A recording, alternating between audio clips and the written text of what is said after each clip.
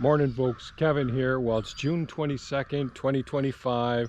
Today's video is going to be a little bit about the shipping containers here, and what spurred me on to to talk about the shipping containers is since our building collapsed due to the heavy snow load and the walls buckling out in February, I ended up purchasing these 4 shipping containers here, and I do plan on putting a roof over this whole structure so that I can house some of my equipment in here. I never again want to have all my equipment in one building, and we do keep our equipment in the building to try and keep the equipment as good a condition as possible. And especially during the winter time, I winterize everything, get everything all set, get the equipment into the shop, and that was a big loss. And so I've been researching putting a roof over this structure for a few months since the building collapsed, and I decided to get shipping containers. And I went with the shipping containers that have the doors on the sides as well. It just makes it so much easier to be able to have access to whatever stuff is inside of it. And I decided on putting the shipping containers 34 feet apart so that I could take a piece of equipment, a small tractor or the loader here with a set of forks on it, turn it without banging into another shipping container, put stuff into the unit, and then back it out and all. And I want it taller. These are the taller ones. These are 9 foot 6 inches tall, these shipping containers are. But I'm going to want it even taller so that I can, easily get large pieces of equipment in here. And one of the things I've been doing is expanding the area here. John, a friend of mine, John Gilbert, he delivered some of his bank run gravel yesterday, and we started working on this. His truck, he had trouble with the fan belt. It was overheating, and so he got things settled, came back with another truck, and got at least one more load. And he's a friend. We spent some time chatting for a while, catching up. But regarding the roof, and the crows are just going on in the background this morning. So regarding the roof on this structure, there's lots of YouTubers that have posted videos about putting roof on their various shipping containers and all. And many of those videos concern me as far as the structure. Now, in different parts of the country, the roof on them, or different parts of the world, no big deal whatsoever. But we live in an area where you could have tremendous snow loads, and I never want to have a roof collapse again. So, and what stimulated my nephew Jim and his wife Laura, Jim sent me a picture of the Van Wives, and I mentioned before, Thea and I enjoy watching the Van Wives, a Canadian couple, 2 women who have been, going off into various parts of the world and building, with no experience, taking on significant building endeavors. They're building a new place in Mexico. They've got one place that they've renovated, an abandoned cabin. They went ahead and renovated that. They bought another piece of property with another cabin. They built little houseboats. They've done so many things. So it's the Van Wives. And my nephew Jim sent me a link with one of their recent videos as they're putting a truss over a couple shipping containers. And the way that I see most of the shipping container designs, and I would be concerned about the Van Wives one as well, because they can have high winds and snow loads. Now, they are in a forested area with lots of tall trees around as well, so that'll block a lot of the big drifting of snow, so they won't have the same issues that we have here. But shipping containers, when we look at them, they're designed to support weight on their corners. So when you see a shipping, so this is 7 inches, this is 6 inches here, and it's folded, it's bent, it's cast, and it folds again right over here, and then the metal of the panels of the wall are welded to it, and they do a fantastic job. I opened up a door over here to show you. But when you see them, they'll stack them 7, 8 high, you know, and they're all supported on these corners. And most containers that you see when the people are doing their builds, they don't have the side doors. And having the side doors gives you a little bit of an advantage. I don't know that it's much more structurally sound than one without sideboard, because if you just have the standard metal going down the side, this corrugated metal, I believe this is just 14 gauge metal, and by building a roof, not sure my camera's going to show this, building a roof and putting your knee walls to support the trusses all along here is putting a lot of weight on these. You know, this has a door, so it has extra support, but it's putting a lot of weight on what I think is 14 gauge metal here. And I'm concerned about some of the designs. I've seen people put it right over the top edge here and using metal straps and all. The shipping container guy, he actually shows some of the things that he does with it and all. Where I look at this and say, oh, these things are designed to be supported from the corners. You know, and I worry about excess weight being put on the length of it to support the trusses and all, especially when it comes to snow loads and all. So those are things I've been thinking about. So if you look inside of here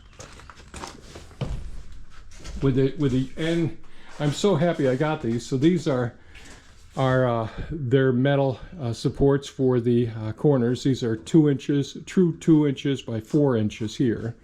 So the doors are really supported very well. Sorry, it's so dark in here. But the hinges can support these very heavy doors with these columns here, and they're welded well. Got a nice header going above, and then you come down here, you can see it's welded right to the base frame. And over here, these are not these are open cell. These aren't tube steel. These corners aren't.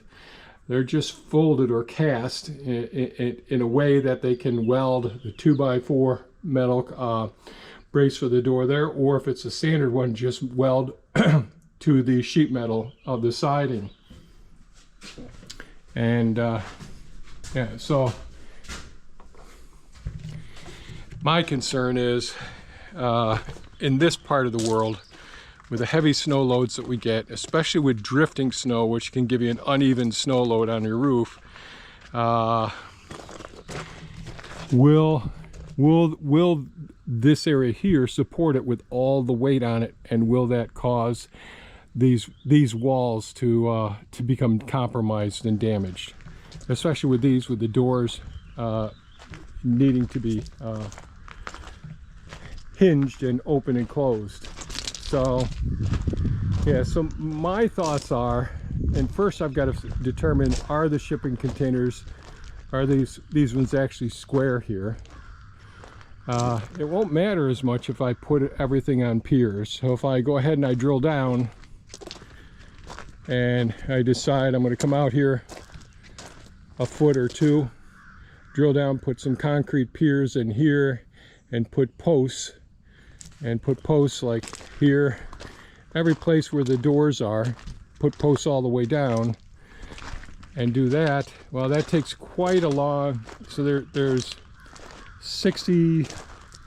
over 66 feet between the outside edge of that shipping container and the outside edge of this shipping container, and most of the truss manufacturers around here don't go over 66 feet. And the inside in between these ones here is 34 feet 1 inch. So, you know, I've got to decide, you know, what I'm going to do, whether I'll put some additional piers going right down on each side, on the inside as well as the outside. I hate for there being any more obstacles in the center here. You know, can use laminated beams and support them off of the corner posts and all, but again, That's a 40-foot span. I just don't feel comfortable with it.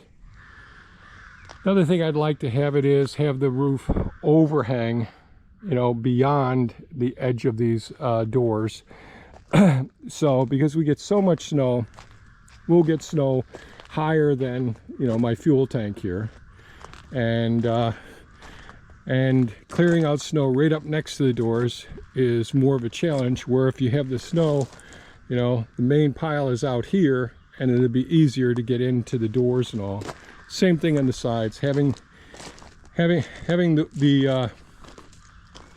some overhang where you don't worry so much about the snow being right up against the buildings. So those are my thoughts. I thought I'd share these with you. And I gotta say, Jim also sent me a lot of pictures and all, so shout out to Laura for all the beautiful landscaping work you've been doing. Very impressive. Thea and I enjoyed going through your pictures and your video and all with Sammy, enjoying. And they've got they're an example of a young couple. They're getting older now, but I look at them as a young couple who have worked hard their whole lives, took opportunities when they arose. They live in the mountain range of northern North Carolina, and beautiful area. The trails, they enjoy being out in nature. They enjoy going for walks, biking, hiking, all sorts of things like that. And they picked a beautiful location. Really, really super fantastic. I'm so happy you folks have done that. And I wish you guys would actually share some of your videos online. We encourage other young people to do such things. We need more people to realize, this day and age, I see many young people, my thought is, based on my experiences, that many young people don't have the same level of ambition or dreams and the desire to actually go for their dreams as in years past. So we need more people showing examples of actually doing the difficult things, and then later on enjoying the benefits of it.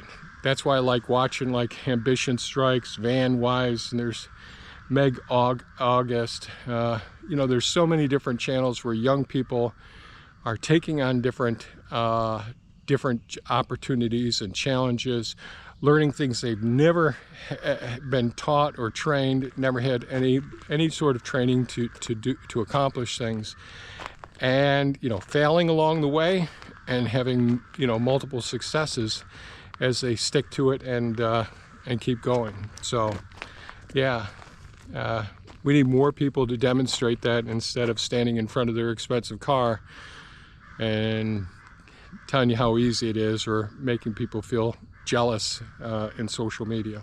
But that's enough of my, I don't know what's going on with the crows over there. They're upset with somebody's in their neighborhood.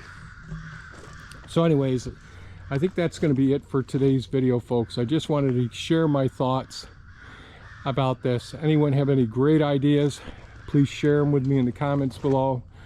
I think these shipping containers are fantastic. I'm really glad I bought them, and am looking forward to having a secondary place. You know, you don't think you're going to need something like this, and I was all set in life, but now, you know, events change, and you know, and I don't have enough room here. But once the shop is rebuilt, I'll have the room, and this would be a really good place to store my materials and all. And with a roof over this, I could put the firewood in here and store it in here as well. So lots of good things could come out of it. So anyways, that's it for today's video, folks. Please feel free to leave any comments or links to videos where people have done things to make their shipping containers super strong. I don't want to do any additional fabricating on it, not putting more posts in there and all. I want the shipping containers to be as they are, basically, you know, just with the modifications I've done with the shelving and all. And yeah, those are my thoughts. So if you have any comments or questions, please leave them below. I really appreciate it. Appreciate you folks watching this video. And by all means, stay safe and take care. Bye-bye now.